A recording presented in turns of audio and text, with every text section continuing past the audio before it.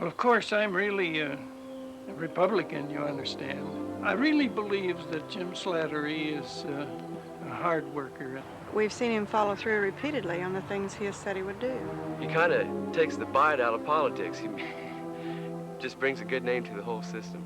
Well, I think he's an honest, upright young man, to be honest with you. That's my opinion of the boy. Yeah, he's been born and raised right in here in the farming community. He hasn't been no rich boy.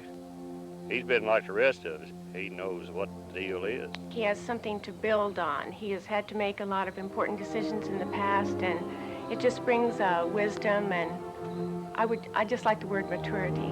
I think Jim has the highest commitment to good government. He is the epitome of fairness. He's a fair and honest man.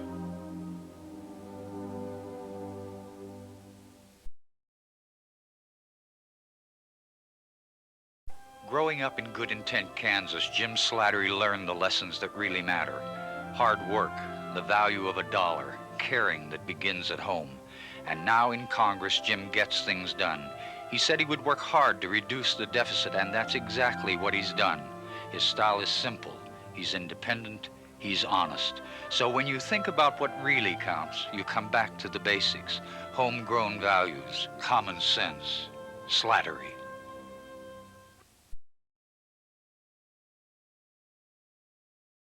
I'm Jim Slattery. In the final days of this campaign, my opponent says he wants to win by riding in on someone else's coattails.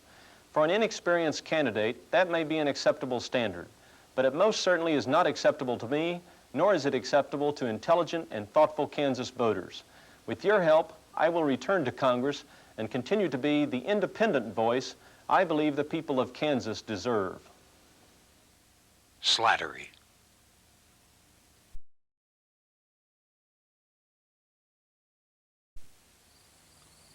To some, it may seem a long way from this Atchison County farmhouse to the halls of Congress. But to me, it's no distance at all. Growing up on this farm, worked by 3 generations of Slatterys, I learned the lessons that really make a difference when it's time to make tough decisions in Washington. I carry with me every day the values that are a way of life for every Kansan. My family taught me well. The love and strength of friends and neighbors supporting each other, the satisfaction of hard work, the ultimate wisdom of common sense, and above all, honesty and faith. These are Kansas values, the rock-solid foundation for a proud and independent people. So when I go back to Washington, this is where I do my job. But when I come home to the farm, I know this is where I learned how.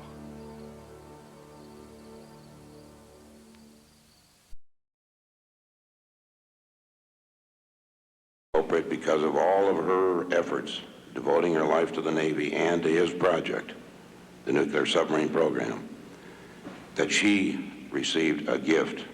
This kind of conduct is absolutely unacceptable. Absolutely unacceptable. You ought to go back to your office this afternoon and start firing people that are responsible for this.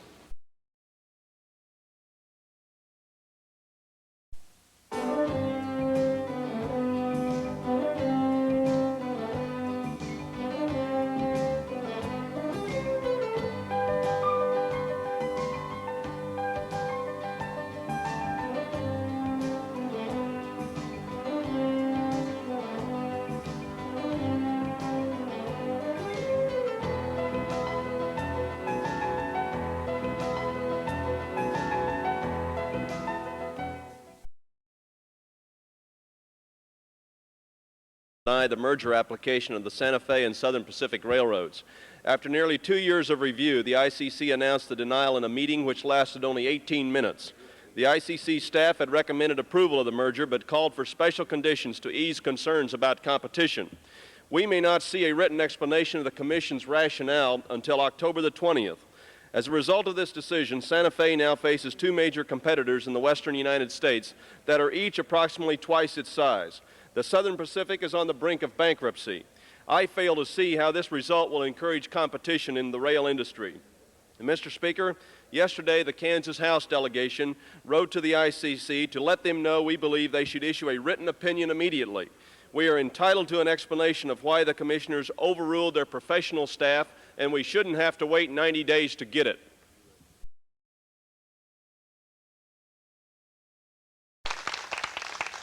Thank you all very much.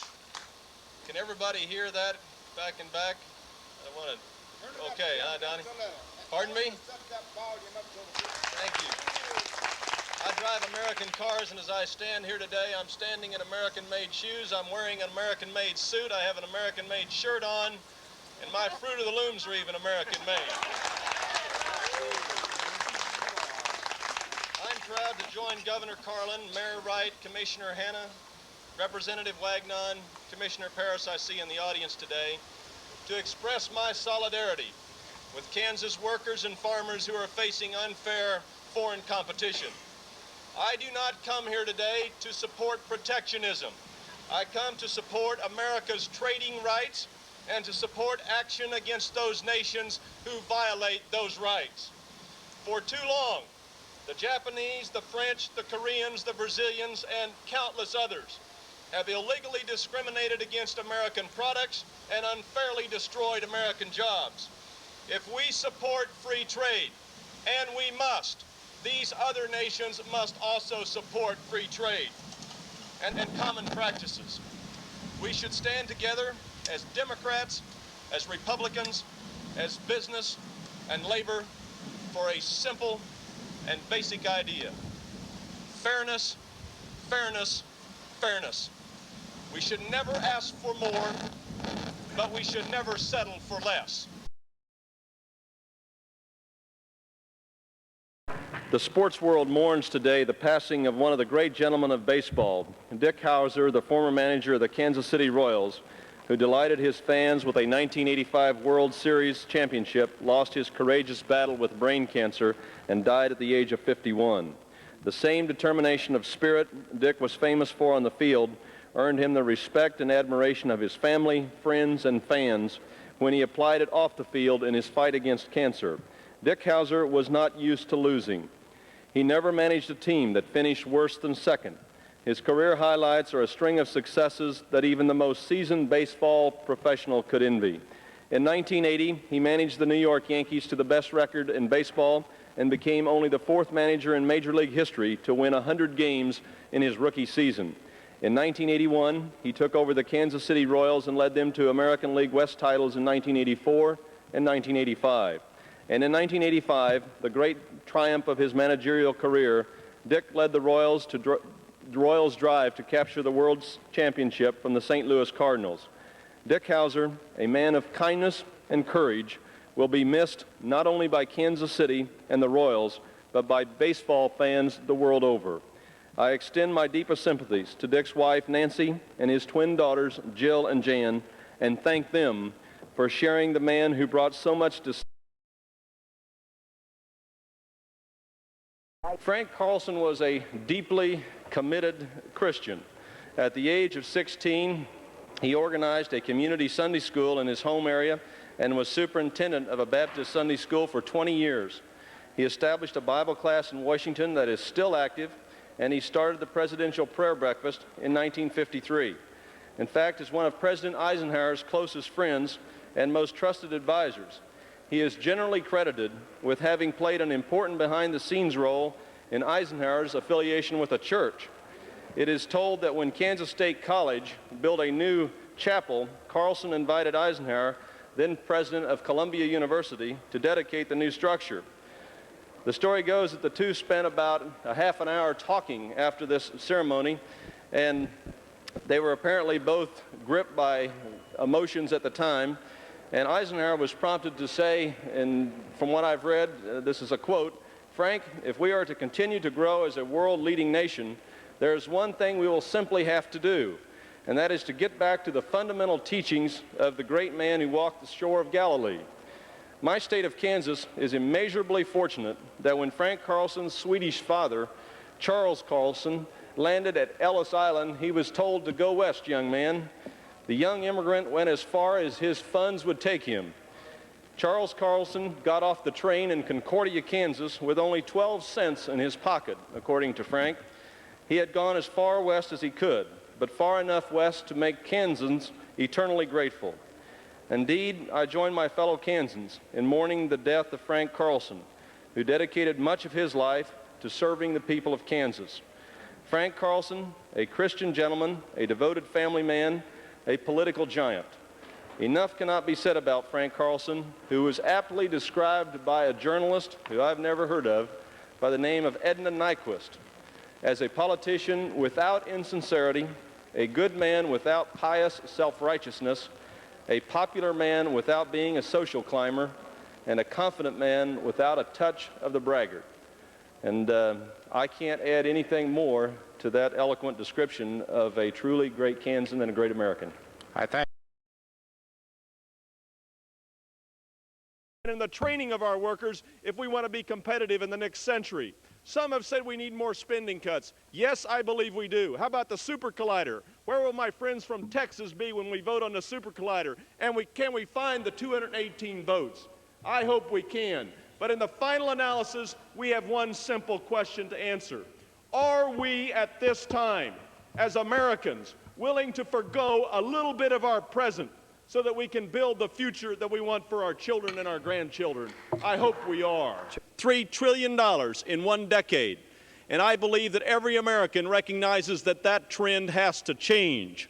I would like to see it change more quickly than this particular resolution calls for. But I don't have 217 other people here on the floor of the House to vote in the way that I would like to vote. And the proposal before us today is the first and very important step for this new administration in turning this nation's fiscal policy around. As far as I'm concerned, it contains some very tough proposals. It is going to be very hard for us, but we must live with the discretionary caps on spending that this budget resolution prescribes. That is tough medicine. The idea of living in the discretionary part of the budget with the same money 5 years from now that we're spending today. That's going to be a great challenge for this administration and this body to live within that kind of a limitation. In addition to that, this plan also tackles some of the tough entitlement programs. Yes, we did touch Social Security. We're talking about freezes on pay, freezes on COLAs. This is tough medicine for people that don't think you're talking about doing anything on the spending side. And yes, we're talking about $500 billion in deficit reduction over 5 years, and that isn't going to be easy to achieve either. But it is a real first step in the right direction of turning this nation's fiscal policy around. Would the gentleman give me 15 additional seconds? 30 seconds. Thank you, Mr. Chairman. In the final analysis, we have to find 218 votes, and I submit to my colleagues that today this is the best plan, in spite of some of its flaws, that we can come anywhere near finding 218 votes for. I urge my colleagues to vote for it and then join me in voting for spending levels that will be below the spending levels prescribed in this budget resolution as we deal with many of the appropriation bills later on in the process. Thank you, Mr. Chairman. House, and their frustration is shared by me and many other members of this body. The legislation before us will help end this frustration. This legislation provides the President with the authority to pull individual items out of an appropriation bill and force a vote on those items the President believes should be individually voted on. This is a new power and a very important power. When these individual votes occur, pork barrel projects are not going to be funded. When I forced a vote on the Lawrence Welk project here on the floor of the House one evening, there were only 11 members of this body that stood up in support of the Lawrence Welk project. Why? Because we had an individual vote. Any suggestion that this legislation is not going to change the way this body does business is dead wrong. This gives the President an important new power. And I must confess that I have a deep concern about preserving the balance of power between the executive and legislative branches of government. I believe that every member of this body that has taken an oath of office to defend the Constitution should also be concerned about our balance of powers. This legislation strikes an important balance that I think is absolutely essential, and it gives us an opportunity to try this concept. And let me just say that the idea of a balance of power is not some abstract concept. Let me get very specific. I have spent hundreds of hours trying to kill the B-2 bomber and hundreds of hours trying to kill the Super Collider. Both projects wanted by President Bush and President Reagan. They wanted to spend the money. I wanted to stop spending the money. Now, had those presidents had line item veto power, they could have come to me and said, Congressman, back off of your effort to kill those spending projects, or I'm going to line item everything in an appropriation bill that has something to do with Kansas. My friends, this is real, serious business we're talking about. And I suggest we should go very carefully. Had both Reagan and Bush had that power, I suggest to you they probably would have used it, as any president would do. And they would exercise enormous power in obtaining their will in this body. So let's go cautious when we talk about this concept. Very cautious. And I suggest to my friends that the proposal before us strikes the balance, gives us an opportunity to try this idea to find out if it's really going to work as we think it will.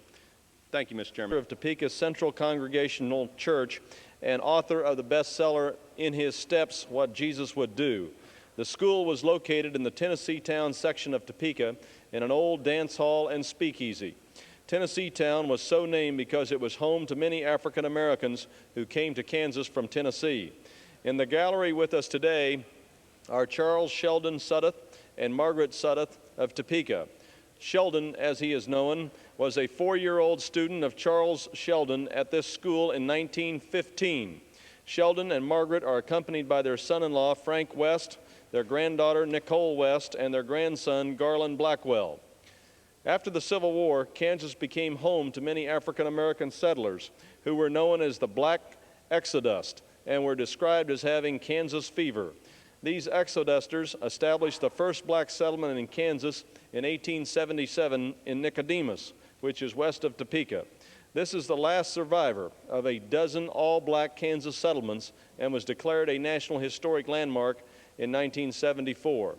Seeking an inexpensive, good farmland and the constitutional rights and freedoms enjoyed by other Americans, thousands of freed men and women came to envision Kansas as a promised land, a place where they might be able to forge the life of which they dreamed. 500 exodusters established the community of Tennessee Town and Topeka around 1880. In 1913, the Sheldon Kindergarten of Tennessee Town had 31 students between the ages of 4 and 6. This institution later was moved into a schoolhouse and became a member of the public school system in 1915. Today, it is the site of the Sheldon Child Development Center, which previously was an elementary school in the Topeka public school system and is now a Head Start center. This structure is named after Dr. Charles Sheldon. One of the school's most famous graduates was Elijah Scott, a lawyer who was one of the architects of the Brown versus Board of Education case. Charles Scott, Elijah's son, argued the case before the Supreme Court. Topeka is well known to all Americans as the location of the school system involved in the Brown versus Board of Education of Topeka case. The United States Supreme Court's decision, handed down in 1954, held that the separate but equal school facilities were inherently unequal and that school segregation violated our U.S. Constitution's guarantee of equal protection under the 14th Amendment. As we honor the 100th anniversary of the first black kindergarten west of the Mississippi, it is instructive to recall Chief Justice Warren's words in Brown versus Board of Education. I quote, "Today, education is perhaps the most important function of state and local governments. Compulsory school attendance laws and the great expenditures for education both demonstrate our recognition of the importance of education to our democratic society. It is required in the performance of our most basic public responsibilities, even service in the armed forces. It is the very foundation of good citizenship. Today, it is a principal instrument in awakening the child to cultural values and preparing him for later professional training and in helping him to adjust normally to his environment. In these days, it is doubtful that any child may reasonably be expected to succeed in life if he is denied the opportunity of an education.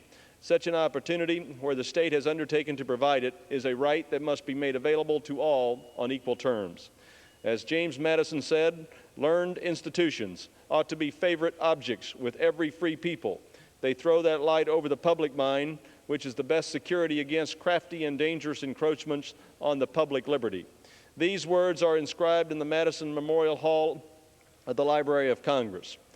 Our heritage of early child education for the exoduster children calls to mind the words of Carl Becker's book, Kansas, published in 1910. The passion of equality in Kansas is thus complement of the individualism and the idealism of its people. It has as the basis of it an altruistic motive, aiming not so much to level all men down as to level all men up.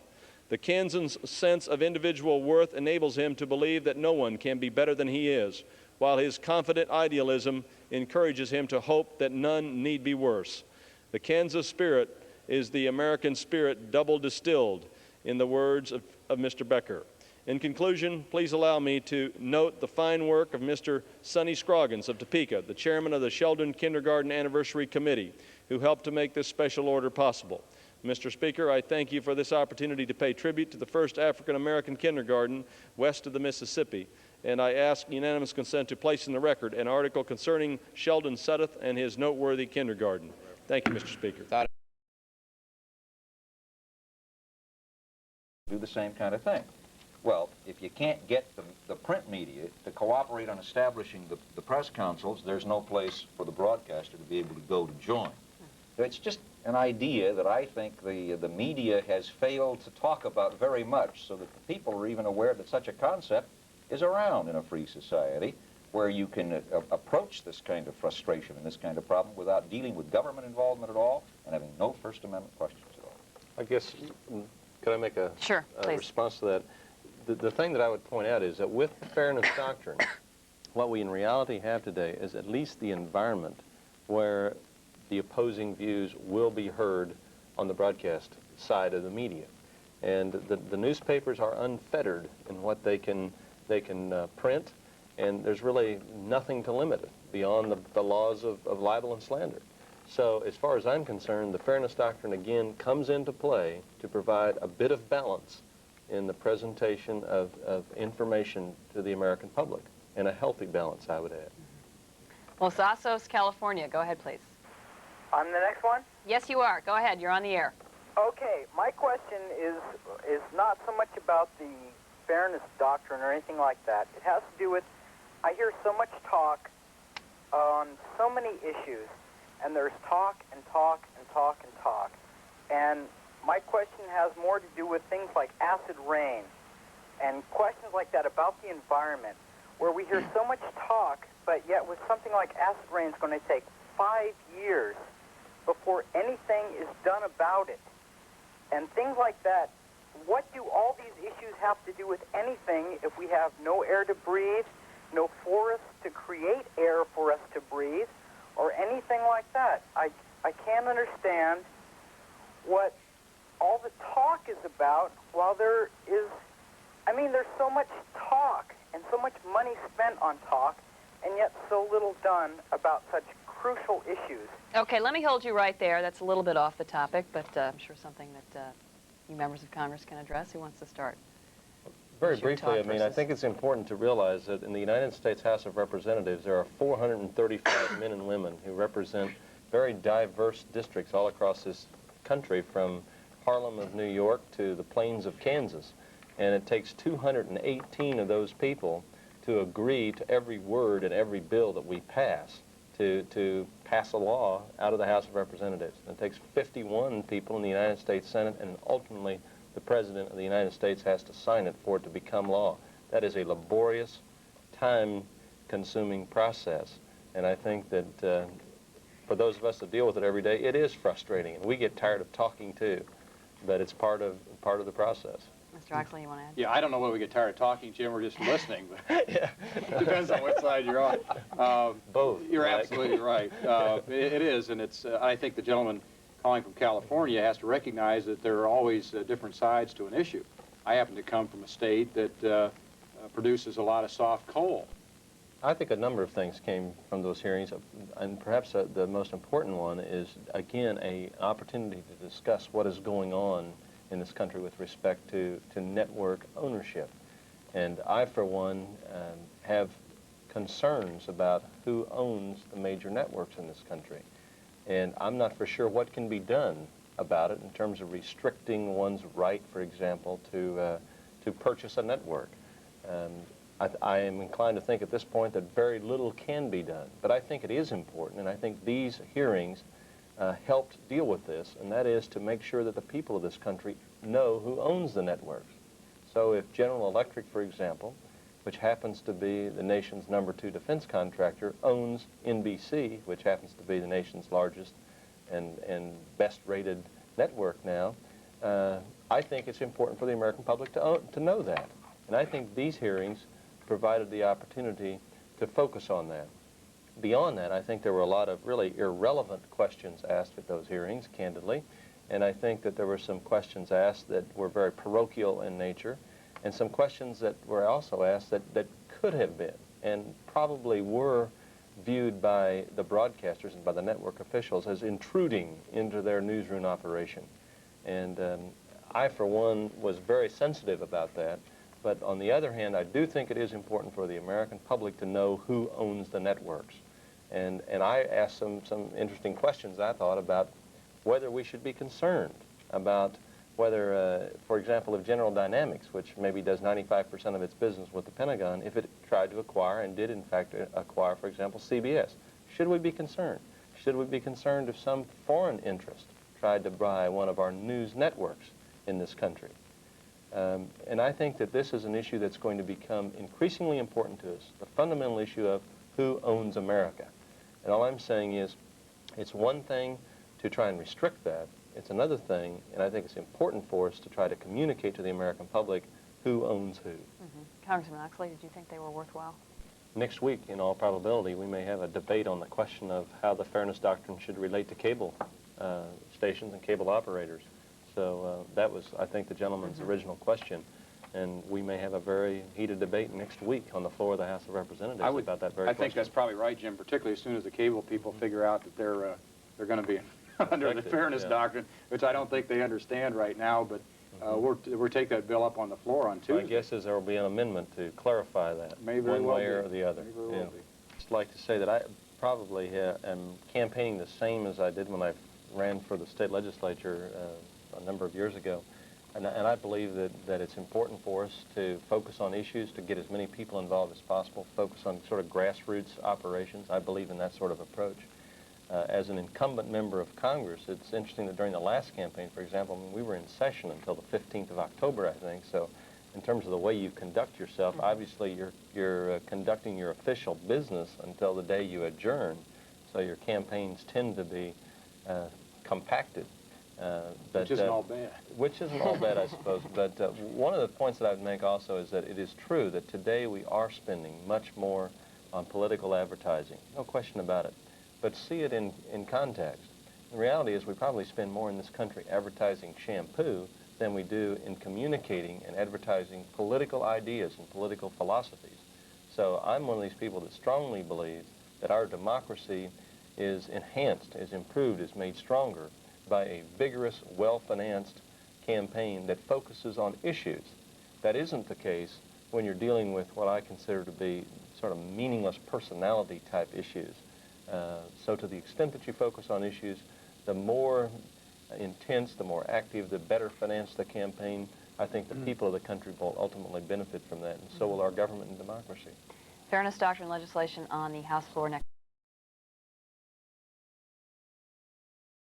To see you, and I thank you for coming out to share with us the problems that you're experiencing in your own country. Congressman Jim Slattery of Topeka and a delegation of 18 other Northeast Kansans are spending this week on a fact-finding mission in Central America, a mission that includes WIBW's Paul Louderman, who will be reporting from Honduras and Nicaragua over the next few days. Congressman Slattery has voted in the past against military aid to the Contras, or the freedom fighters as prescribed by the Reagan administration. The Contras are engaged in a bitter and bloody civil war with the communist-backed Sandinista government in Nicaragua.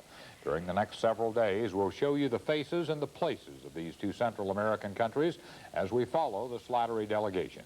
Tonight, Paul Louderman's report takes us to the Honduran headquarters of an exiled Contra leader, a leader who denies they are guilty of human rights abuses in their war against the communist regime in Nicaragua. Congressman Jim Slattery told the Courtyard gathering he wants to find a better solution than Contra aid. To build a better future for both of our countries and for all Americans, North Americans, Central Americans, and South Americans. The Slattery delegation then toured a Nicaraguan refugee camp located just 60 miles from the Nicaraguan-Honduras border, where the group heard a different tune from people who fled the Sandinista government and are waiting for a Contra victory. Es por medio de los Estados Unidos, entonces es la única posibilidad. As long as the United States continues to help the Contras, we have hope of someday going back home. Slattery opposes Contra aid, but he was in the minority of Congress last year. As for future Contra aid, a Democratic-controlled Congress unlikely will help out President Reagan in his quest for victory for the so-called freedom fighters. Paul Louderman, WIBW News, Tegucigalpa, Honduras. He doesn't feel it's strong enough to give the Contras power. The people who support a counter-revolutionary movement, such as proposed by so-called Contras, and supported by the administration of the United States through several means, have very little support within Nicaragua. Congressman Jim Slattery says if that's true, then he wonders why the Sandinistas don't loosen up its state of emergency. On the one hand, you're saying the Contras have no support, and yet you're using the existence of the Contras to justify a state of emergency. And there's a fundamental contradiction. Either you have a war that is a threat to your survival, or you don't. Congressman Jim Slattery quickly reminded the Sandinistas that when Daniel Ortega visited the United States last summer, the president of Nicaragua was allowed to speak freely. Why should you be afraid of that same freedom within your own country directed at what the Sandinista government may be doing in Nicaragua? The Nicaraguans say there is a greater freedom in their country since the first year of the revolution in 1979. Several political parties, for example, ran candidates in the 1984 elections, with the Sandinistas picking up 67% of the vote for president. The Kansas delegation is wrapping up its Central America trip this weekend and returns home on Monday. What the United States has always tried to do and has shown with its actions is to put pressure on the government of Nicaragua so that they will come to a negotiating table and begin to comply with the promises that they made before the OAS, rather than having a totalitarian regime in that country. Escona met with Topeka Congressman Jim Slattery and 3 other members of the U.S. House this week.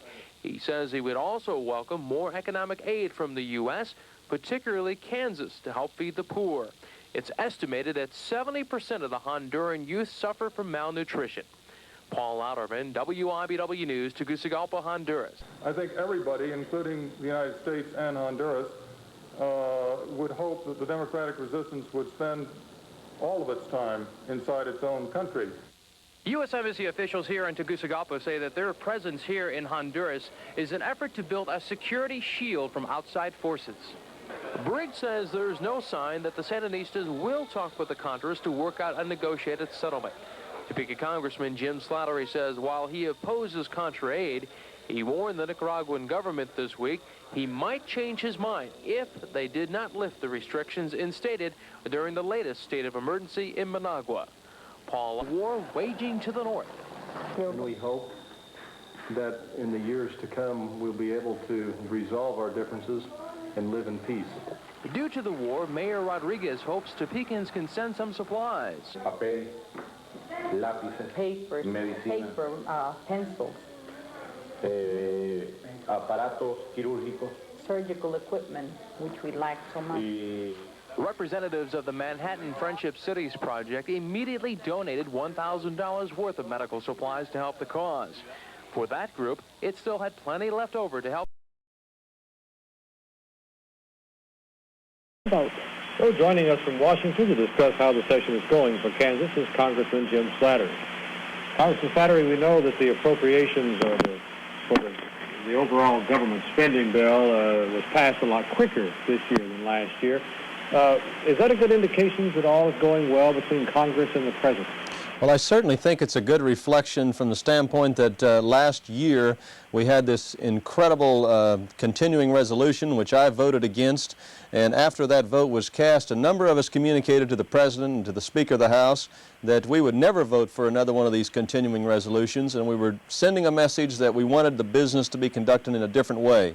This year, for the first time in over 20 years, the Congress did pass individual appropriation bills to the Senate and on to the President for his signature, and we're now waiting for the President to act on those. But most of those individual appropriation bills, and there were 13 of them, had been worked out with the President prior to final congressional action. So I anticipate that the President will sign those appropriation bills, and hopefully we'll be able to get out of here next week sometime. Congressman, how did the folks at Fort Riley and Leavenworth fare? Aren't there going to be some cutbacks there? Well, as we deal with the whole issue of restraining the growth rate in the Pentagon, certainly Fort Riley and Fort Leavenworth will feel that. But let me point out that over the last few years, there's been about $240 million worth of construction done at Fort Riley and Fort Leavenworth. And a lot of that construction was desperately needed. And there are other projects planned in the future for both of those military installations, which I would point out are two of the most important Army installations in the world. So this year there isn't any new funding for new projects at Fort Riley and Fort Leavenworth, but in future years there will be, and I would point out that there are projects at both installations that are winding down that were appropriated for in previous years. Mr. Slattery, switching gears slightly, the big political story this week was the vice presidential debate, of course, just the other night. How do you think that will impact the campaign? Well, I happen to believe that Senator Benson won that debate hands down, and I think that the incredible difference in experience between Benson and Quayle is going to have an effect on this presidential election. And it may be a big effect, and it just may be that these vice presidential candidates will determine the outcome of the presidential election. And I know that would be a historic first, but I think there's such an incredible difference in ability, experience, qualifications, that it's going to have a major impact on the election. Congressman Slattery, thank you for joining us, Nice and to we'll be look with forward you. to seeing you back home. Okay. Thank Looking you very forward to much. being back home. Strange turn of events. Mm-hmm. That happens. Well, what are the challenges for America's economic policy in the next decade?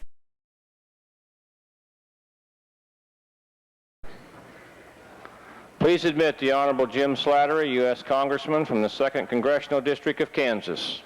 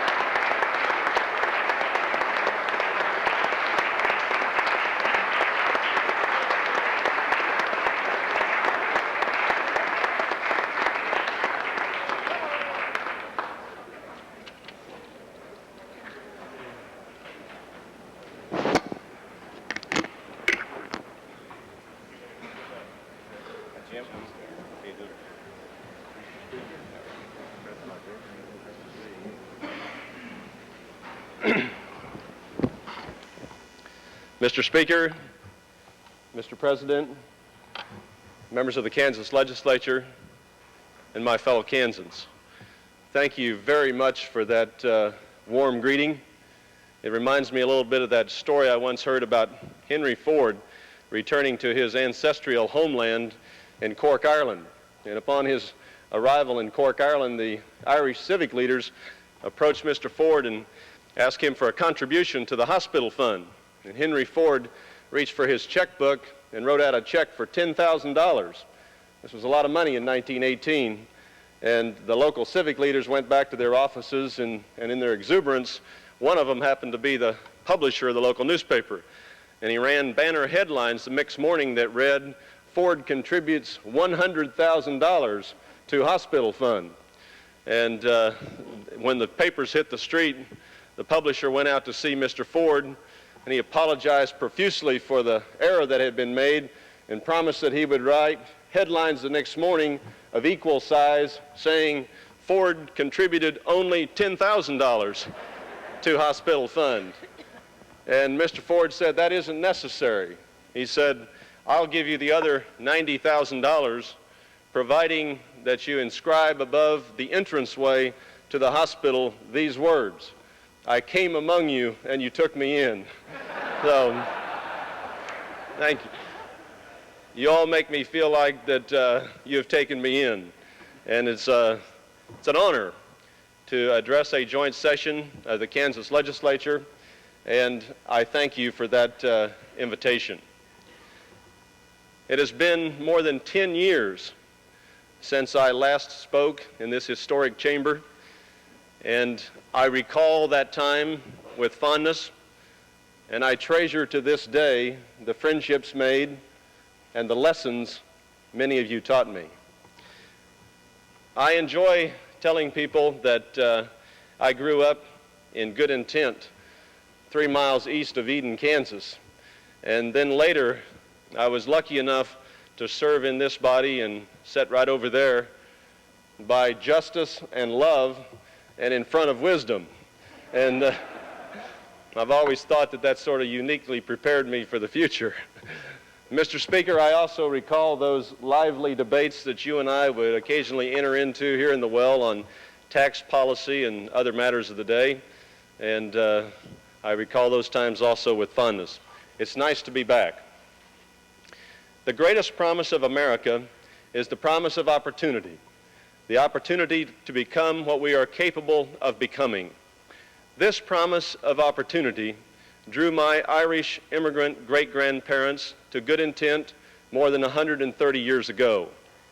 In settling the prairie, they faced a great challenge and made enormous sacrifices to help build the quality of life we enjoy in Kansas.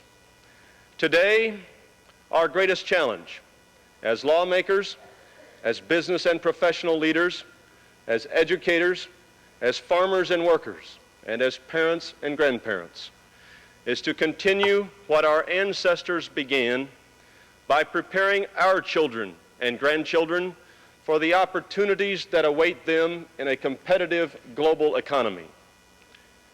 We must prepare them to compete with not only the children in Toledo and Boston, but with the children in Tokyo and Beijing.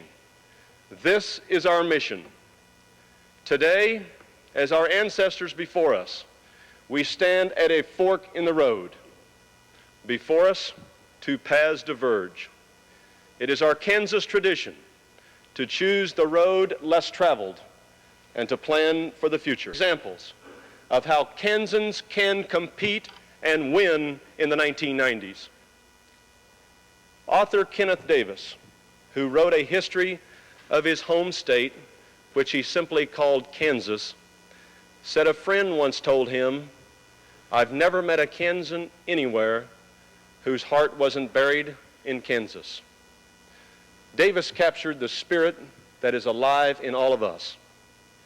Kansans have a high regard for traditional family values. We have a genuine respect for other people and their welfare. And we possess a unique blend of common sense and independence. These Kansas qualities form the foundation for a strong citizenship dedicated to making a vital contribution to our country and the world we live in. I am optimistic about our future. I have seen some of the competition, and I know Kansans can win. William Jennings Bryan said, destiny is not a matter of chance. It is a matter of choice.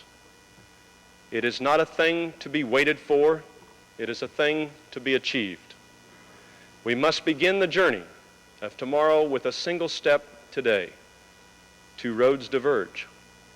And as our parents and grandparents before us, we must choose the one less traveled, the one that demands the best, for that will make all the difference. I've often thought about my dad, Charles Slattery, and the challenges he faced. By the time he was my age, he had been through World War I, the Dust Bowl, the Depression, and World War II. And he later lived through the Korean War, the Vietnam War, the turmoil of the 60s, and the oil embargo of the 1970s. All previous generations of Kansans have invested in the land and have invested in their children's future. Now it is our turn. Are we willing to forgo a piece of our present to build a better future for our children? There is only one answer, and it can be seen on the proud, determined faces of the men and women who live and work in this great state. It is our responsibility as their leaders to help them achieve their goals. It is my firm hope and prayer that when the history of this time is recorded, it will be written of us that we were men and women of vision who saw the future and had the courage to take the risk of leadership, to prepare our children for the global opportunities that await them. Then and only then will our generation have earned its place in the annals of Kansas history alongside those who went before us and made the sacrifices to build what we love and call home, Kansas. May God bless you, your families, the work you do for Kansas here, and as my Irish ancestors would say, may He hold you in the palm of His hand until we meet again. Thank you very much. Thank you. Thank you. Thank you. Good job. Is it okay? Thank you very much. Thank you. Thank you. Thank you.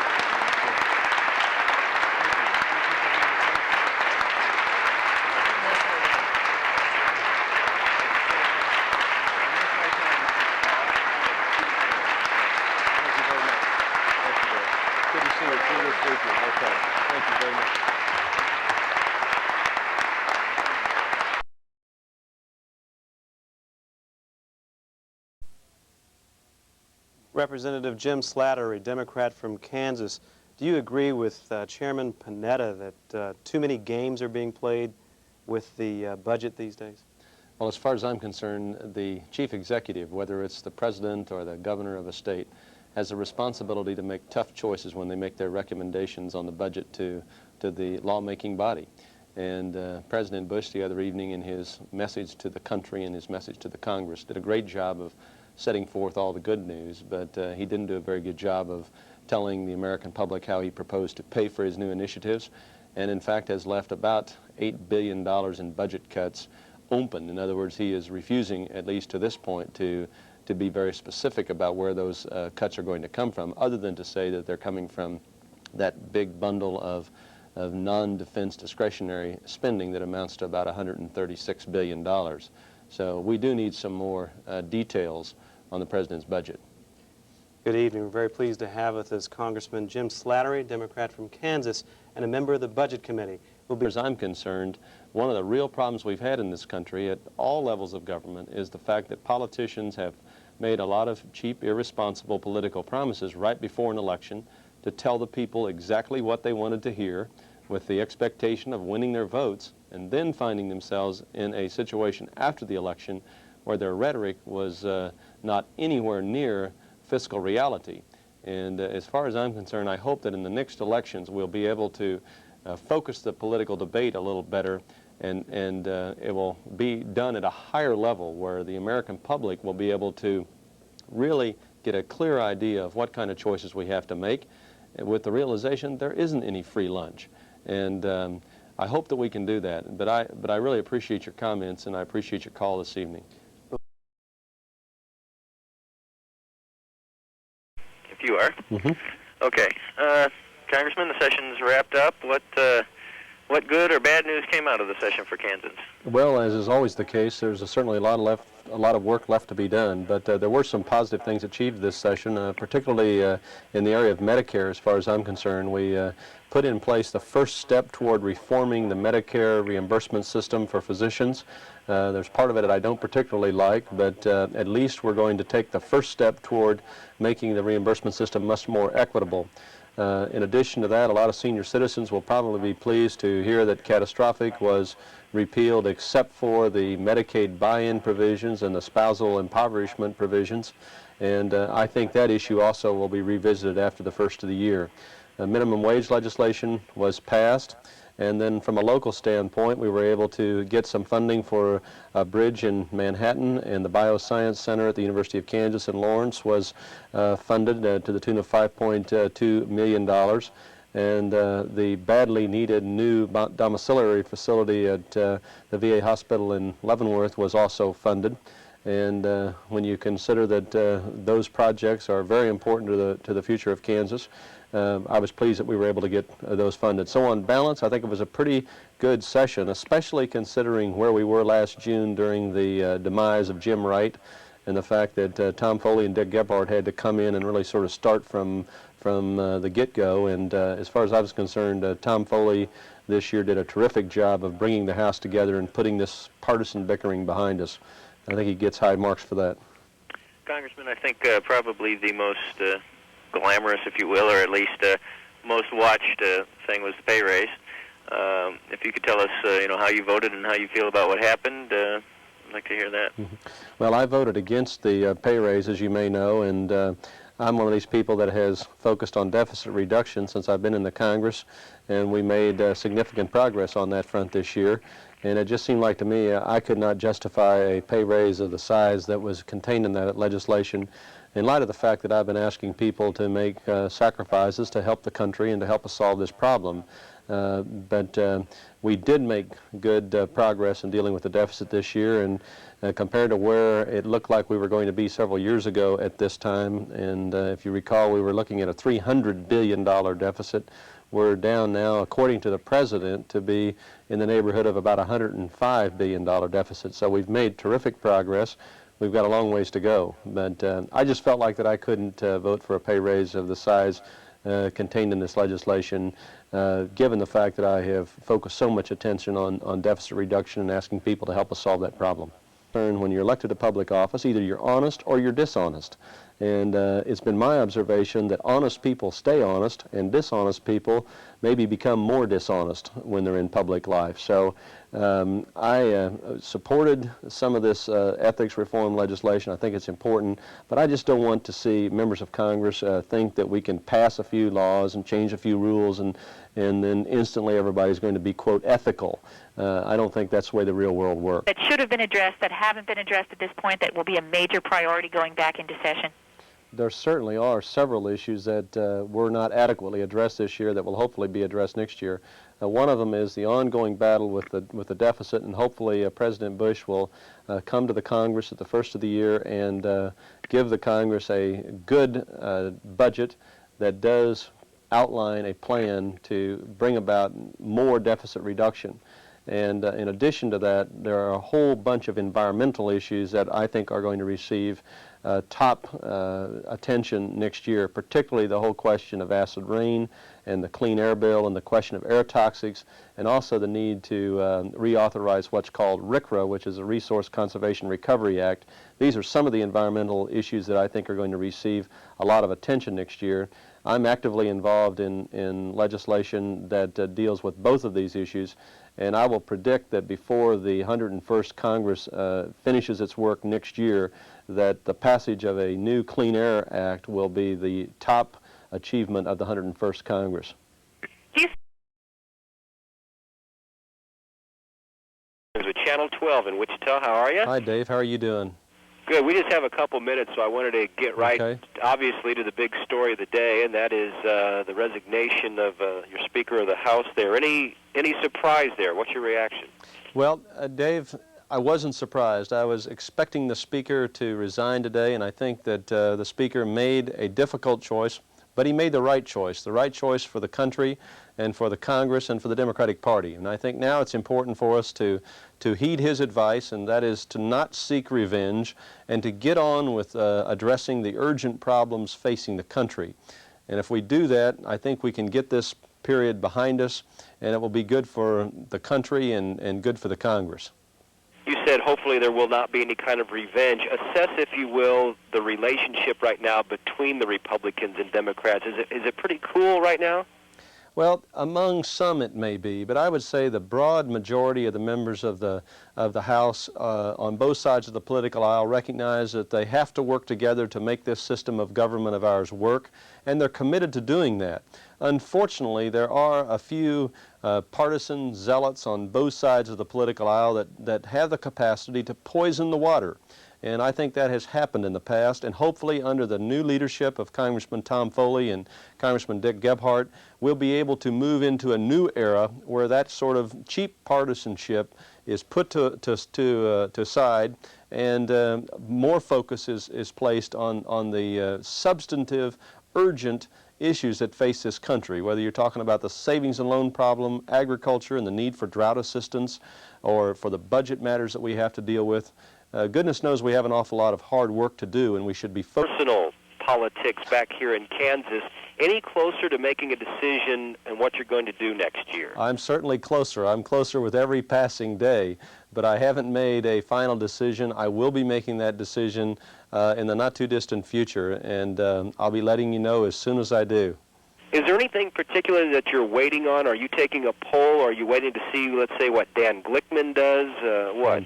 Actually, what I'm going through right now is a sort of a soul-searching process where I am really weighing what I could do as governor of the state of Kansas compared to what I can do as a member of the United States Congress. And it's a very personal decision, sort of like what Senator Kassebaum went through.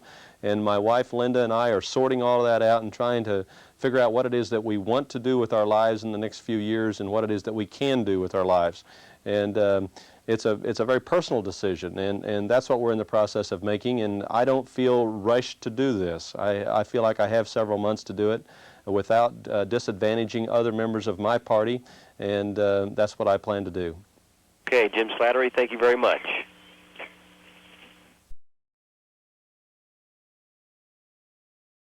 Speculation is focusing on the possibility that Congressman Jim Slattery may enter the 1990 gubernatorial race. Today, the 2nd District representative addressed a joint session of the legislature and later admitted he is considering a run for governor. 13 State House reporter Greg Gilstrap has the details in this report. Slattery's address today was part of an annual Congressional update series. But as he stepped up to the microphone in the House of Representatives, a number of lawmakers, like Topeka's Anthony Hensley, were looking for signs that he might be considering a commitment to the governor's race. The more exposure he has, whether it's in the type of forum that he was in today, making a speech, or whether it's just on a one-on-one basis with people, I think people are going to be convinced, and they will in turn try to persuade him to run for governor in 1990. It has been more than 10 years since I last spoke in this historic chamber. Slattery's speech included an emphasis on his view of the mission of Kansas, but afterwards he said that shouldn't be interpreted as a sign of his future political intentions. For the time being, he says he's considering 3 options: returning to the private sector, continuing his congressional career, and running for governor.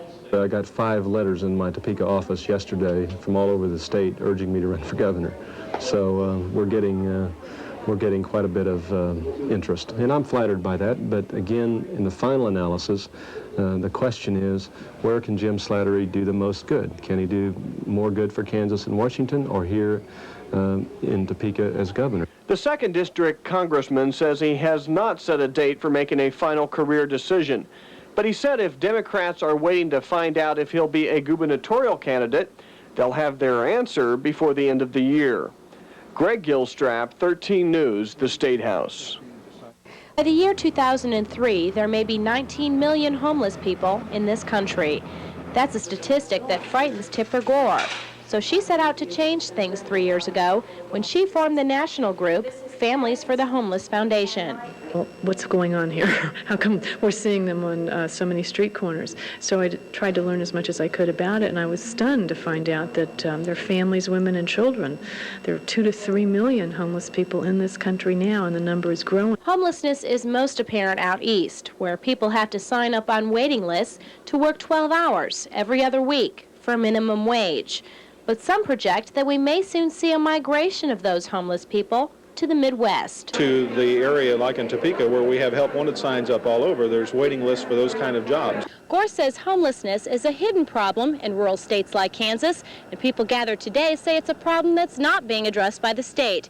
Kansas currently does not have a state housing policy, and some say it's a problem that needs to be addressed with a bipartisan bill.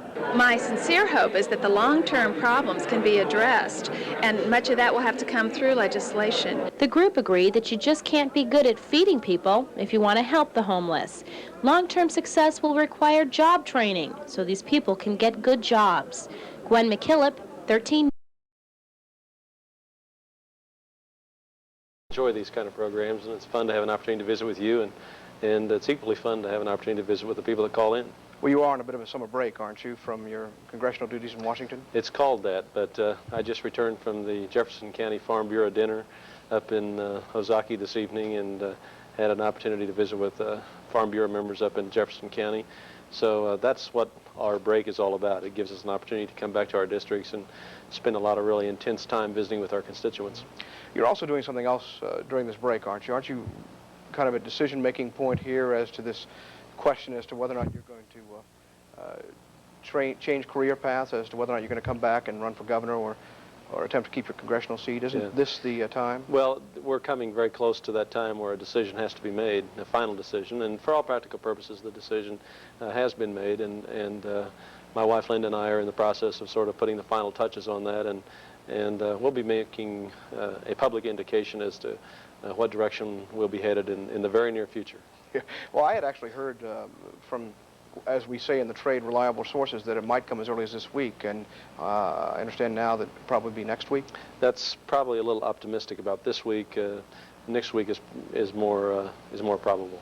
We have a perfect opportunity here tonight. You have probably several thousand of your constituents watching, and you can give us a hint as to what your decision, since you say you've already essentially made it. Well, I'd love to be able to make an announcement this evening, but I feel like it would probably be fair for me to give your colleagues in the press equal access to me as I make this sort of an announcement, so I don't want to jump the gun here any tonight. You understand, don't you? I certainly understand. I was hoping, obviously I was hoping for that. Being the good reporter that you are, you would have to ask that question, yes. Has it been a really difficult decision? I mean, a lot of people tell me that you've kind of gone back and forth and really had to do some soul searching about this. Well, all of these decisions are soul searching type decisions because after all we only have one life to live, and the bottom line is that you would like to be able to make a difference with the years that you have. And frankly, I have received an awful lot of encouragement from all over the state, from Republicans and Democrats and independents alike, that have encouraged me to run for governor. And I told them earlier this year that I would consider a race for governor, and I said that I would make a decision by the 1st of September, and I'll do that. Mm-hmm. You say Republicans and Democrats have some Republicans have been urging you to get into the race. Yes, no question. Those, assuming that's the case, those Republicans who've been talking to you about getting in the race, why do they think? Why are they asking you? Well, I think that Kansas Republicans tend to be very independent in their thinking. They appreciate someone who has a conservative fiscal record, who has an understanding of the dollar, and I think they look for someone also that has perhaps some business background. And I think that for the most part they have been impressed also by some of the work that I've done in the Congress of the United States. So I'm really candidly very appreciative of bipartisan support that I've received in the past, and I deeply appreciate it. Bush budgets, a closer look. Our guests, Senator Steve Sims, Republican Idaho, member Senate Finance Committee and the Joint Economic Committee. Representative Martin Frost, Democrat Texas, House Deputy Majority Whip. completed 3 terms on the House Budget Committee at the end of the 100th Congress. Representative Jim Slattery, Democrat, Kansas, member House Budget Committee and chairman of its Task Force on Economic Policy, Projections, and Revenues. And Dr. Richard Lesher, president of the U.S. Chamber of Commerce. Their turn. How would you characterize, Congressman Frost, the president's budget? Long on talk, short on action, a very timid document. Senator Sims? Well, besides for the fact that it's heavy, it's basically a good outline. Congress should work with the president. They won't, so he should go for a sequester. Have you read the whole thing? No. Congressman Slattery, what are the budget choices? Cut programs, pay more taxes, or both? Well, the bottom line for me is, are we going to be honest with the American public for a change? Are we going to quit the deception and be honest about the federal savings and loan cost and Social Security? And the short answer to your question is both. Dr. Lesher? Well, the bottom line for me is to cut spending. Tax revenues have gone up an average of about $68 billion a year for the last 5 years, so revenue is not the problem. The Congress continues to overspend, and it's time to deal with that problem. Congressman. Congressman Jim Slattery and his wife Linda share the hopes, the dreams, and concerns that parents have for their children. That's why Jim Slattery has fought so hard for children's health care and education. You know, kids can't vote, but they deserve to be represented. And I'm going to continue to fight for our kids, because a nation that turns its back on its children is a nation that has no future. Congressman Jim Slattery, working for Kansas, fighting for you.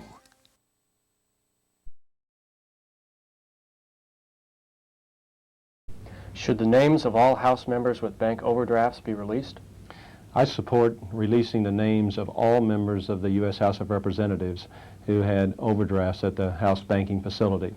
I'd like to see complete and immediate disclosure, and we're going to have to let the chips fall where they may.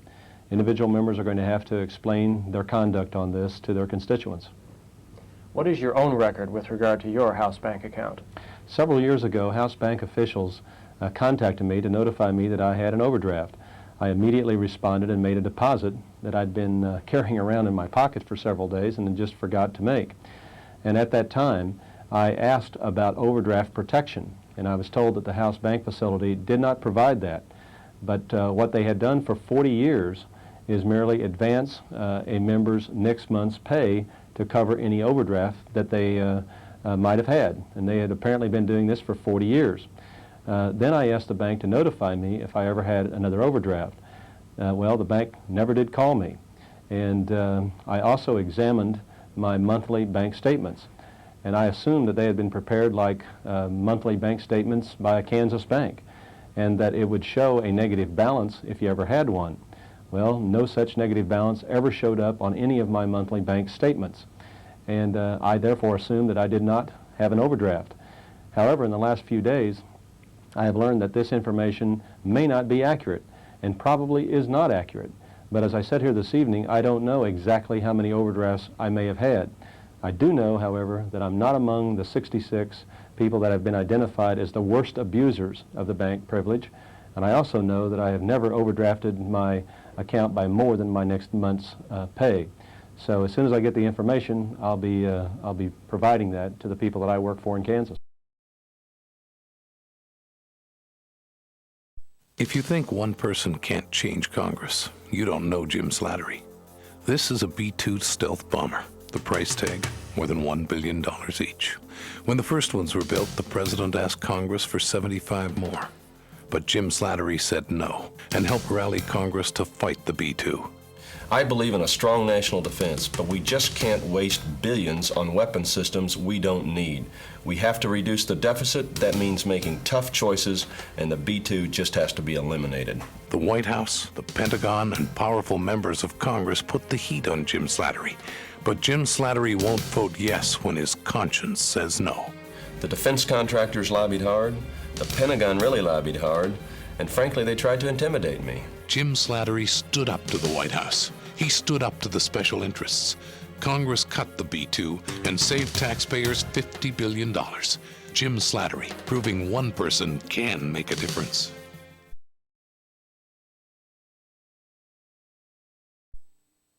I'm Jim Slattery. I grew up on a farm in Atchison County, and I know how hard our family farmers have to work to make ends meet. Well, one of the things I'd like to see us do is change the tax law so that farmers and the self-employed could deduct 100% of the cost of their basic health insurance package. Employers can now do that with their employees, and farmers should be able to do the same, and other self-employed people should be able to do the same. It's just a matter of fundamental fairness. Congressman Jim Slattery.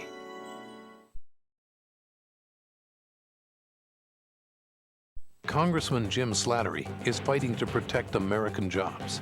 The Flexel cellophane plant here in Kansas has a $14 million payroll. But an unfair Mexican tariff agreement threatened jobs at Flexel. Mexico had free reign to come into America without paying a duty, and we had to pay a import duty to go into Mexico, and it wasn't fair. I don't think American workers were getting a fair shake. Jim Slattery stepped in personally to help level the playing field to save jobs here. I went to the U.S. Trade Office in Washington and demanded that they revoke this duty-free status that was threatening jobs in Kansas. In the 30-some years that I've been in cellophane, this is the first time I've ever seen a politician come in and actually give us a hand. When I look at the next few years, I think the number one responsibility of the next president and the next Congress is to fight to protect American jobs. In this next election, right. I mean, the issue is simple. Jobs, jobs, jobs. I feel like Jim Slattery was trying to help us save our jobs.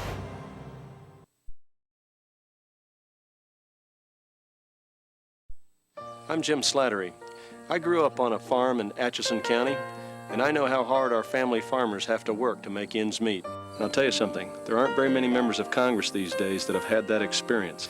That's one reason why I introduced legislation to make sure our older farmers are treated fairly on their taxes when they sell their homesteads. And right now they're not. They're discriminated against and they're treated unfairly. And I'd like to change that. Congressman Jim Slattery, working for Kansas, fighting for you. Preserving affordable, good medical care in our rural communities in Kansas is absolutely essential. The future of these communities depends on it. Congressman Jim Slattery is a founding member of the Rural Health Care Coalition. He led the fight to pass legislation that will increase the number of doctors and nurses serving rural areas. If rural communities are going to survive, we've got to make sure that they have access to good, affordable health care. Congressman Jim Slattery, working for Kansas, fighting for you. Congressman Jim Slattery and his wife Linda share the hopes, the dreams, and concerns that parents have for their children. That's why Jim Slattery has fought so hard for children's health care and education. You know, kids can't vote, but they deserve to be represented. And I'm going to continue to fight for our kids, because a nation that turns its back on its children is a nation that has no future. Congressman Jim Slattery, working for Kansas, fighting for you. Congressman Slattery, who came to the Congress at the same time that I did, has been involved in public service since his election to the Kansas State Legislature while still a law student. His committee assignments in Congress include membership on Energy and Commerce, which considers telecommunication issues, and the Budget Committee. He has an extensive legislative record in areas such as environment and deficit reduction, and he is the principal sponsor of a resolution dealing with TV violence. Congresswoman Margolis Mazinski has an insider's knowledge of the television industry. She started her broadcast career at a community TV station and within a few years was serving with network-operated TV stations in New York and Washington. She was a contributing correspondent for a number of network shows, won no less than 5 Emmys, and is the author of 3 books. She was elected to Congress last year, and she also serves on the Energy and Commerce Committee. I want to welcome both of you to report from Washington. Well, is there really a problem with TV violence? What do you think? Yes, there is a problem. And as far as I'm concerned, the networks have already responded to the concern expressed by many of us in Congress and are hopefully moving in the right direction. And it will be really interesting to see, Roy, this fall whether in their new programming they really have taken some steps to reduce the level of violence on television. I hope they have gotten the word, and time will tell. The president is in a tough situation. I mean, he has to appear to really be fighting for his plan, while at the same time he has to be flexible enough to do what every great president has done since George Washington, and that is compromise, work with the Congress. But many Democrats in Congress are also in a tough situation. Representative Jim Slattery of Kansas is one of the scores of uncommitted Democrats in the House who must decide whether or not to back their president by voting for a huge tax increase. But Slattery, a moderate Democrat, says Mr. Clinton will have to change the energy tax and cut entitlements if he wants his vote. And my inclination is to vote no unless we can address those two concerns. And I hope I'm not appearing unreasonable in suggesting that. It's just that I think it's very important for us to get entitlement spending under control. I know that if we don't get it under control, that we are not going to get our deficit under control. And we have to quit kidding ourselves. It's going to require some very tough changes in this area of the budget. Voted to terminate funding for the superconducting supercollider. This was the largest single cut in any appropriation bill adopted by this body this year. Unfortunately, the other body included funding for the supercollider in their version of the Energy and Water Appropriation Bill. The conference committee did not include one member of this body who voted with a huge majority when it went to conference to terminate the funding for the collider. It should come as no surprise that the conference committee quickly adopted the Senate position and ignored the will of 280 members of this body, nearly 2/3 on both sides of the political aisle. Today we will vote on that conference committee report. Mr. Speaker, we must stick to our position in the House and kill the super collider and save the taxpayers of this country at least $10 billion. I urge my colleagues to support our efforts to recommit the conference report with instructions to terminate funding for the super collider. This is our chance today to demonstrate to the American taxpayers that we are serious about cutting the deficit and cutting federal spending. I urge my colleagues to stick to their position. Good afternoon, Congressman. This is Carl Front in Topeka. Hi, Carl. How are you? Fine. It's a good day back here. Terrific. It's nice here, too. Got a couple questions for you. Okay. With the canceling of the Super Collider, does this mean that other scientific projects in the future are going to have to pass the same tests as the Super Collider? Well, I don't believe so. In fact, one of the most important things we're trying to do with defeating the funding for the Super Collider is to make sure that other desperately needed science projects are not unfunded or not ignored. So that's one of the principal reasons why I decided that it was a bad idea to fund the Super Collider, simply because I knew it was going to rob funding from other scientific projects. And of course, in addition to that, we're talking about $10 billion, which is the largest single budget cut that we've adopted this year. And the Kansas share of that, believe it or not, is about $105 million. And that's how much this means to the taxpayers of Kansas. So I'm very pleased with the House action today. We have to stick with our guns and make sure that we win this vote when it comes back from the Senate the next time, if there is a next time. Congressman, what are your feelings about President Clinton's action in Haiti? Well, I think that we ought to be very, very cautious about the situation in Haiti. I've favored economic sanctions. I have opposed us getting involved militarily in Haiti. So any effort on the part of the President to put American ground forces in Haiti, I would be opposed to, and I hope that we don't move in that direction. I support economic sanctions on the military leaders in Haiti to pressure them to accept Mr. Aristide, but I'm opposed to military involvement in Haiti by U.S. ground forces. Are you pleased with President Clinton's deadline to pull out of Somalia? I'd like to see the deadline for pulling our troops out of Somalia be moved forward. I don't like the idea of us waiting until after the first of the year in the March or April time frame. I'd like to see us get out sooner if at all possible. But there again, I think this is a judgment that the military leadership will have to make. I want to make sure that we don't pull out in such a way as to jeopardize the safety of our troops there. So whatever time it takes to pull out safely is the time frame that I think that we should follow.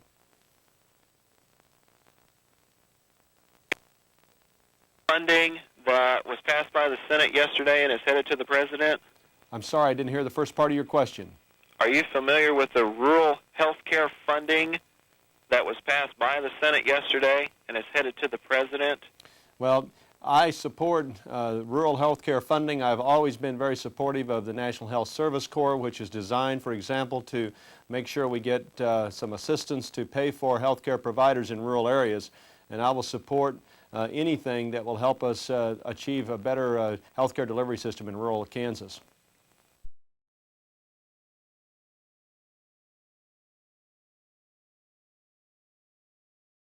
What do you know about the situation in St. Mary's now?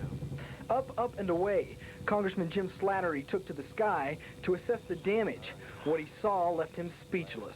It's just amazing to see the tremendous loss that we're going to experience on farmland out here. The farmers have taken a real hit in this area, and a lot of businesses and a lot of individuals have lost their homes, and there's going to be a tremendous financial loss, not to mention the emotional and psychological loss. Last Friday, I flew over the first time, and it has changed dramatically.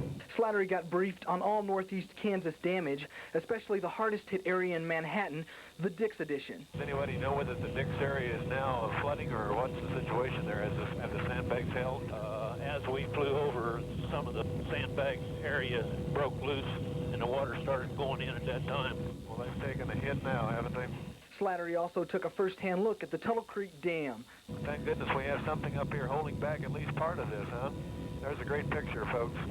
Near Junction City, the congressman sat in awe, viewing the damage. A big dump truck. Used to be a bridge in there, wasn't there? No, just the road went across there. Oh, okay. And it just totally cut that entire road out. Back on the ground, he took to sandbagging and answering the tough question, when will Kansas get relief? Effort of mine is not going to delay $1 for 1 minute of emergency assistance to victims of this disaster, because there's enough of money in the system right now to deal with these problems for the next few weeks. Congressman Slattery is hoping this trip will help him get a first-hand look at the flooding and talk to some of the people whose lives have been devastated. Slattery says that talking to the people is the only way he can get the answers so he can help solve some of the problems. Alan Shope, 27 News, Forbes Field.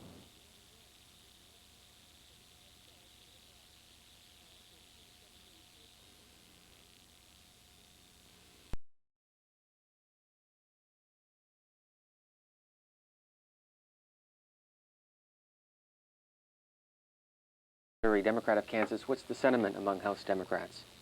Well, I think House Democrats are probably in the same situation that a lot of House Republicans are, in that they really appreciate the fact that Hillary Clinton and President Bill Clinton have really put forth a very bold, creative plan to deal with the health care crisis in this country. Needless to say, there are members on both sides of the political aisle that are going to be looking at this plan with very carefully, and there are ideas in it that will probably be jettisoned by the Congress, and there will probably be ideas added to it. But the bottom line is that I think the President and the First Lady deserve an awful lot of credit for coming forth with a bold, comprehensive plan, and really, as Cliff has just said, raising health care to where it needs to be, and that's at the top of our nation's domestic agenda. So I'm personally excited about the next year. I am confident that by the time this Congress adjourns next year, we will have enacted a major change in our healthcare delivery system. And I think that it will be a plan that will be acceptable to the majority of the American public, and I predict that it will also be a bipartisan outcome too. So I see broad area of agreement on both sides of the political aisle on many of these issues, and I think that if we approach questions like cost containment with an open mind, we may be surprised how many people end up understanding the need for some of the tough cost containment measures that the President is talking about. So let's begin the debate. Let's approach it with an open mind. Let's engage the American public, and let's be absolutely honest about what kind of sacrifices are going to be required in terms of change for everyone, because there are going to be sacrifices required if we're going to contain cost and if we're going to pay for this health care. And bottom line for me is I don't want to ask our children and grandchildren to pay for our health care cost.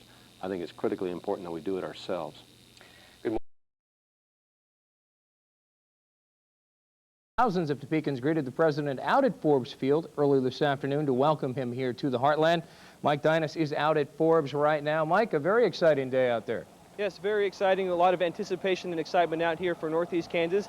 There was also a lot of excitement for this man, 2nd Congressman 2nd District Congressman Jim Slattery, thank you for joining us today, Congressman. I'd like to maybe just to first ask you your impression of this whole day and the visit with Mr. Clinton. Well, obviously it's a lot of fun when the President of the United States visits our community and our state, and the President was very excited about what he saw here. He was greeted very warmly and courteously. The people along the side of the road were excited to see him, and the people at the Foundry today that participated in the event there were also, I think, very courteous. They listened to what the President said, and I think the President listened to the concerns expressed by our neighbors too.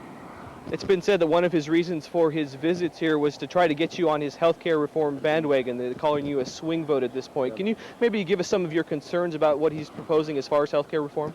Well, first of all, I want it made clear that there are certain provisions in the President's bill that I strongly support. There are provisions that I introduced 2 years ago in the Congress with Senator Benson when he was in the United States Senate. I support those provisions that, for example, would move us toward a situation where all Americans would have access to a basic package of health insurance benefits and move us toward eliminating this terrible pre-existing condition problem. The problem I have with the President's plan that I had before he came, and the problem I still have, is the mandate provision and how it will affect small business, and also the mandatory alliances. I think the bureaucracy envisioned in that is very troubling, and then the cost of the plan is still not determined. There's a $120 billion cost differential that we have to reconcile. And until that is done, I'm not going to be able to support the President's plan. But I'm working with the President, and I'm going to work with other members of Congress on both sides of the political aisle to put together a plan that we can get through the Congress this year. Real quickly, did he say anything today that helped change your mind at all? Well, I am very familiar with the President's proposals. And I think today he had an opportunity to communicate with some business leaders in this community. And I think that some of the business leaders walked away and said, they told me at least, it's not as bad as they thought. And I think that they learned some things today at the meeting that will hopefully be helpful to them. But again, I want to emphasize that I am still not embracing and I do not support some of the provisions in the President's plan, and I'll be working to change those. Well, the crowd began filing into the hangar around 9:45 this morning, and from there on it was a steady flow until the gates closed just after 11. That meant most people had a long wait for the President, but Clinton didn't disappoint.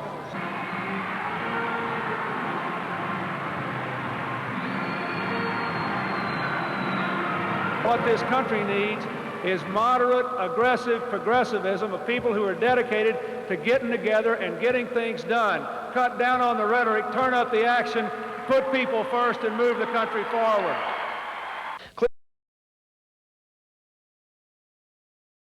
Congressman Slattery, why did you decide to vote in favor of the bill to ban the sale and manufacture of these assault weapons? I had a number of conversations with Kansas police officers, and they told me that there is a dramatic increase in the number of these kind of assault weapons showing up in drug houses and in the hands of criminals in Kansas.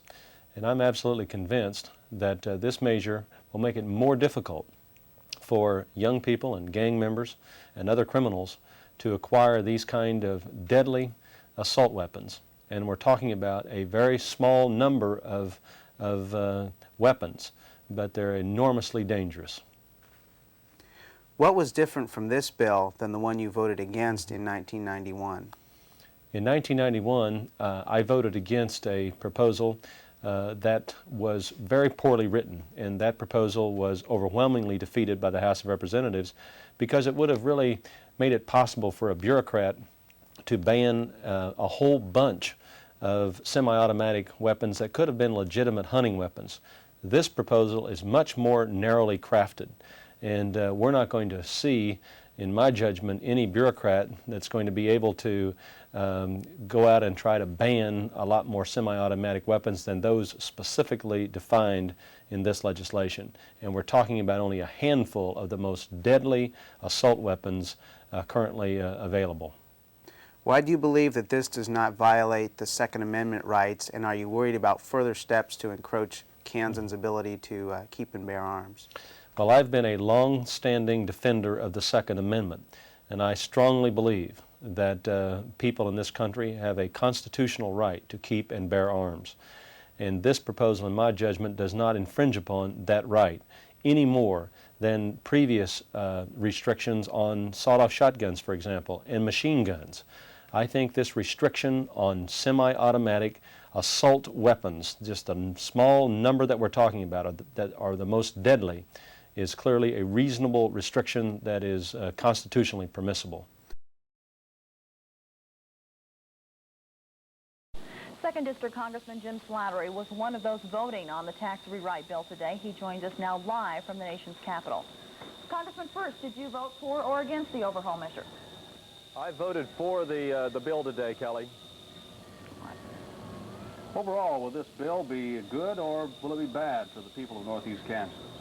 Well, when I put the good features on the balance with the bad features, as you have to do when you're called upon to vote yes or no on a major piece of legislation like this, I am convinced the good outweighs the bad. And there are some bad provisions in it, but the idea of being able to reduce taxes on 85% of the people in my district that are making less than $50,000, I think that's good news.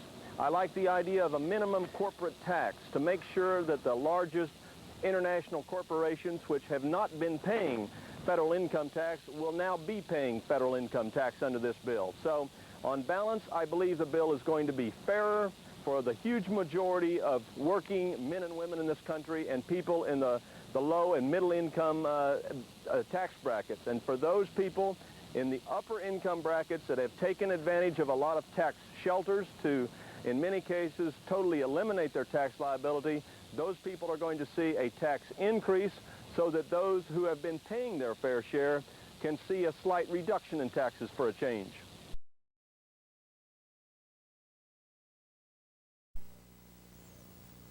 I'm Congressman Jim Slattery. There's an exciting opportunity for young Kansans to serve our country. If you're interested in investing in America's future, consider applying to one of the U.S. Service Academies. The Naval, Military, Air Force, and Merchant Marine Academies offer the chance to serve our country while receiving a first-rate college education. Invest your future in America. Please contact my office for more information.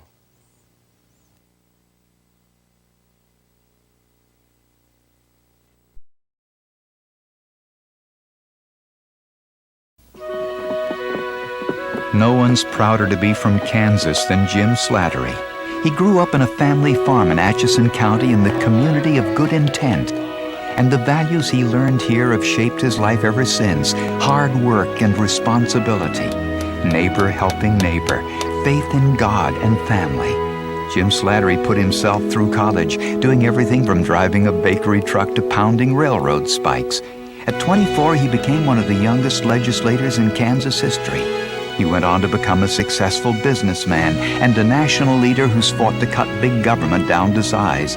Now Jim Slattery's running for governor to provide a better future for Kansas families, strengthen our communities, restore respect for the law, and reaffirm the values he learned years ago in the community of good intent. Democrat Jim Slattery for governor. Kansas roots, Kansas values. We've got to do a much better job of selling Kansas and its products and services to the rest of the world. You can't beat Kansas quality, yet we're behind other states in competing for new markets. And this national business magazine predicts we'll stay behind. That's just not good enough. When I'm governor, it won't be some bureaucrat trying to open markets and bring jobs to Kansas. It's going to be me. Democrat Jim Slattery for governor. He means business for Kansas. Jim Slattery's opponents are running distorted, negative TV ads against him. But Jim Slattery is staying positive and talking about the real issues. He's fighting for affordable health care that's good for Kansas. Because of his Get Tough Crime plan, Jim Slattery is endorsed by the Kansas Fraternal Order of Police. And Jim Slattery is fighting for good jobs at good wages that are the key to our future. Jim Slattery for governor. Strong leadership for a better, safer Kansas. On July 6th, the Kansas Fraternal Order of Police did something they've never done before. The Kansas State Lodge of the Fraternal Order of Police has never endorsed a candidate for governor. That is until today. I'm here today to announce that the members of the Kansas State Lodge of the Fraternal Order of Police have voted to endorse Jim Slattery for governor and have pledged to help him in any way that we can. Jim Slattery for governor, a real plan to fight crime and endorsed by the Fraternal Order of Police. A Hutchinson News editorial says it's the maverick, Jim Slattery, versus the silver spoon, Bill Graves. The News says that it's the maverick Jim Slattery who wants to shake up government. And it's the maverick Jim Slattery who's tough on crime. That's why he's endorsed by the Fraternal Order of Police. Given the choice for governor, why gamble on a silver spoon Topeka insider like Bill Graves, who's never done anything for working families, when we can have Jim Slattery, the maverick, who's always stood up for us? Bill Graves is calling me a congressman from Washington. But as the folks around here can tell you, I'm from a farm family in Atchison County. Now, I've been called an independent and a maverick and a few other things along the way. But serving the people of Kansas has always been my priority, whether it's been saving jobs at a cellophane plant in Topeka, helping veterans and senior citizens, or protecting Kansas farmers from unfair trade. I've always stood up and fought for Kansas families, and I always will.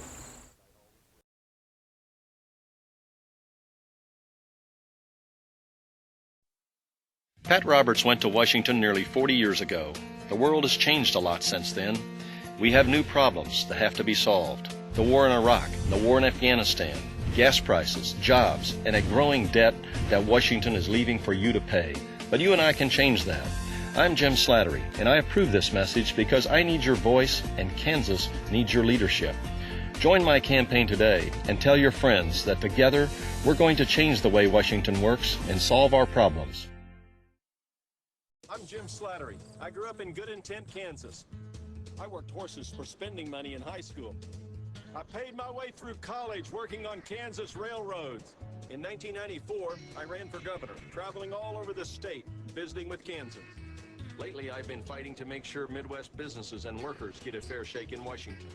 Only a good dose of common sense will fix Washington. Or some Kansas horse sense. I'm Jim Slattery, and I approve this message. I've heard that some of you like this horse better than me. If I believed half of what my opponent has said about me, I would too. I'm running for the U.S. Senate because I want to balance our budget, improve health care, pass sensible energy policy, and strengthen the Kansas economy. Politicians in both parties have let us down. It's time to hold them accountable. Working across party lines, we can restore America's strength. I'm Jim Slattery. I approve this message, and I'd appreciate your vote on Tuesday.